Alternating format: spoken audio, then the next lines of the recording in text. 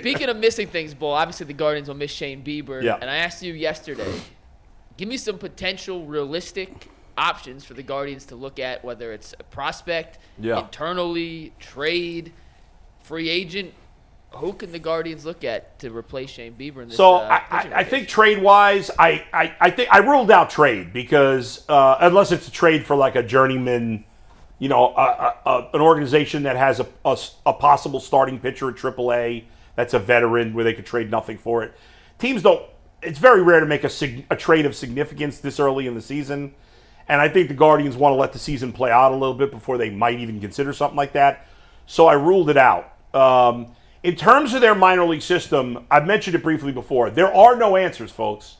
There is at least no obvious answer. If you look at any list of their best prospects, pitching wise, first of all, most of their top prospects are hitters at this point. Their best pitching prospect is Daniel Espino. He's out for the year.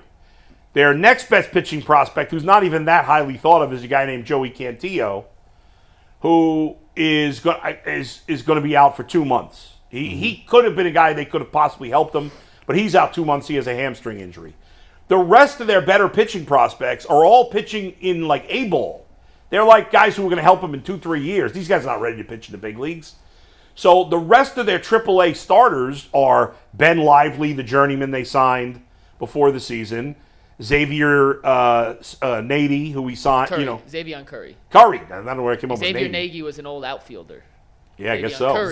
Xavier Curry, who I always say he's the black guy that got a basketball name that play baseball. Yeah, it's true. That's true. He's, we've seen him a little bit. There's nothing special there. There are other guys pitching in AAA. I can't think of this one guy. They have one guy was their opening day starter, I think, at AAA, and he's given up about 16 runs in 8 innings at AAA. I don't think we want to see him. So I think the best option, if you want to just try to find somebody maybe to eat some innings that's a veteran pitcher, is to go for the dregs that are left on the free agent market. Do they have any potential to stretch anybody out from the bullpen? Yes, Hunter Gaddis was a starter last year, but he's pitched so well in the pen that I don't think they want to move him because their pen is beat up. So I had a guy, Bull, I was going to ask you about. Did some research this morning. Yeah. I want to make sure I'm saying his name right. Tyler Beede or Beede? Beede. Yeah. Beede. So from what I gathered, 2014 first round pick, 14th overall by the San Francisco Giants. Never really panned out as a starter in San Francisco, but he does has that experience in the starting rotation. He's been great for the Guardians coming out the bullpen this year. Hasn't given up no runs. I think he has 7 strikeouts and 5 innings of work. Could this be a dude that can come in and help you short term? I mean, he's one of the guys they'll consider. I left him out. I should have mentioned him. He is a guy, though, that's been a complete bust, and has never been able to put it together. And so, but yeah, I mean, he's pitched well so far. You're right. He might be the guy they turn to. I don't know that they're going to go outside of the organization because at this point, some of the guys I'm going to mention have been a lot better in their careers than Tyler Beede, but they're all at the end of their careers. Now, the youngest guy in this bunch, and we'll save Trevor Bauer for last, the youngest guy in this bunch is Noah Syndergaard, who 5-6 years ago was an elite pitching prospect. Yeah. And his first couple of years in the majors, he looked like he was going to be a superstar. Injury and whatever has led to his complete downfall. The fact that he's 31 and doesn't have a job is amazing, considering how highly he was thought of coming out of the minors and how great he pitched his first 2 or 3 years in the majors. And he was here last year, part of the Ahmad Rosario trade. Right, yeah, he was here. He wasn't very good. Not great last year. No, although he was better here than he was with the Angels, which tells you because he wasn't good here. Johnny Cueto is still pitching? Johnny Cueto. Now, the guy that intrigues me, besides Bauer, is Zach Greinke. Of course. Zach Greinke is a future Hall of Famer. I need him. He's going to turn 41 years old this summer. I can't believe And he struggled last year. But as recently as 2022, just 2 years ago, he was still a serviceable starter in 2022. Now, last year he had a 5 ERA. But if you look at some of the advanced numbers on him, he probably should have had something like a 4.20, 4.30 ERA, which I could live with my fifth starter, the guy like that. He likes to play in small markets. Cleveland's a small market, comparatively. So that's about now. He only needs 13 strikeouts to reach 3,000 all time, or 20, something like that. He needs a handful of strikeouts to get to 3,000. I don't know if he wants to. He hasn't officially retired. He said at one point he wanted to play. if I'm the Guardians, I mean, how could it hurt? Even if Greinke stinks, you're not going to pay him anything. You could always cut him. Two names that should jump out. We already had Syndergaard here last year. Yeah. Right? Yeah. Greinke, I like. Yeah. And it's the last one, Trevor Bauer. Well, the Trevor Bauer one is interesting. There's going to be some people that are horrified by that idea, just like there were some people that were horrified by Deshaun Watson.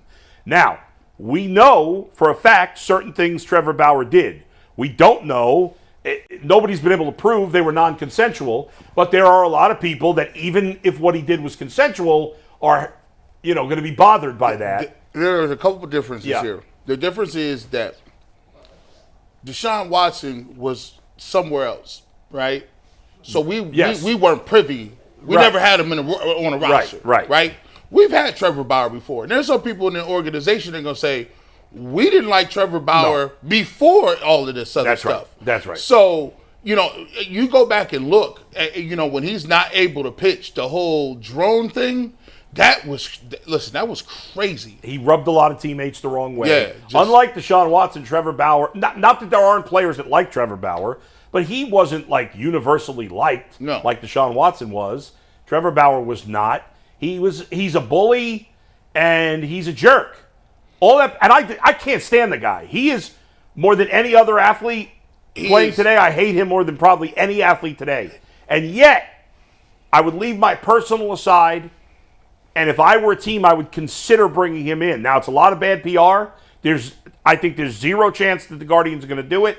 I don't think he's ever going to pitch in the big leagues again. I think if somebody was going to sign him, it would have happened this offseason. And having a rookie manager, I just wouldn't want to put it on his plate like that. That would be a tough spot. You put him in it already from that perspective. But I do think, man, he's probably the best pitcher available for a guy. Like I was just watching him on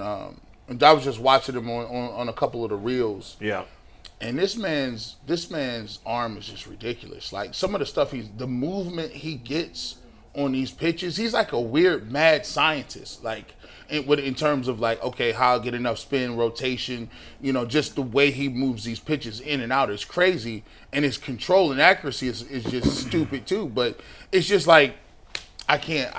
No. Would you do it, Earl? I mean, for me, this is how I look at it. My first course of action would be to try somebody that's already in-house, that's in the bullpen, as kind of like a short-term option. Because ideally, what I hope happens is once Gavin Williams is back in the rotation, that Cookie Carlos Carrasco pitches well enough that we can lock that down. But let's say that don't happen, right? Yeah. I have all these different scenarios in my head playing out. Like if this team continues to win, if these young guys continue to hit, and you see that the people that you're bringing in trying to replace Shane Bieber is not working, and he's the best option available, then you got to put winning above everything else. Yeah, you will have a negative PR hit. Yeah, people won't like it, but you know what? In this world, you damned if you do, you damned if you don't. People are not going to like you anyway. You have to prioritize winning. And if this team continues to win, I think that even with the baggage, if he can help you win, I think the fan base will accept it because that's the bottom line. A percentage of them will, right? Yeah. And to me, that's the bottom line. You can't handicap everybody else because of bad PR, especially if you see the potential in this team. I think let me ask you this. Yeah. We'll ask Zach about it. I'm sure Zach's going to say there's no way they'll ever sign him. I don't think there's any way they'd ever sign him. But do the chances of him coming back and being a terrible dude? What are the chances of that? What are the chances of him coming back being a bad teammate? Being a bad teammate? He'd probably be fine. I mean, because heck, he's had his career taken from him. Yeah, I'm sure. At this point, he'd probably do whatever it took to play. Right. You never know with him because he's a wacky guy, but I guess he'd probably be a good teammate. I just can't imagine. The organization was done with him, and it's the same front office. I know Francona's not there. Yeah, but it's the same. But I'd be stunned. But on paper, he's the best person to help him. But I just think there's too much to it that they're not going to go down that road. If it's me, I gotta keep it copacetic and keep it all the way 100 and real across both spectrums. Hey, look. He was exonerated of whatever it was he was accused of. I thought it was very powerful when he came out and told his side of the story when he, talked about how he was basically set up and framed, right?